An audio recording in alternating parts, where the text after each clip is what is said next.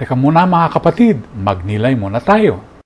Umaawit sa Isaiah tungkol sa matatag na lungsod na may pintuang nagwe-welcome sa mga tapat.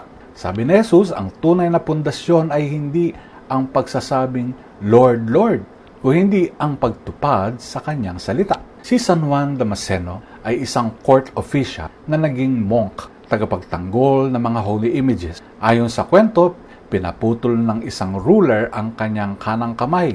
Nalalangin naman si San Juan sa larawan ni Maria at gumaling ang kanyang kamay. Bilang pasasalamat, nagkabit siya di umano ng silver hand sa imahen. Kaya tinawag itong imahen na ito na three-handed icon. Alam ba ninyo yun? Kakaiba, no? Pero malinaw, ang nahilom na kamay ay naging pangako na gagamitin ang kamay para sa Diyos. Iyan ang bato, hindi buhangin, hindi damdamin, kung hindi pagsunod na may tunay na gawa. Ngayon, pumili ka ng isang utos na isa sa buhay mo.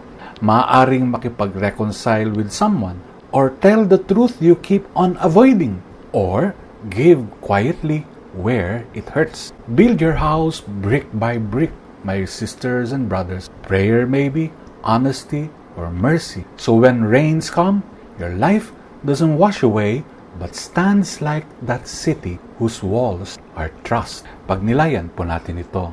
Amen.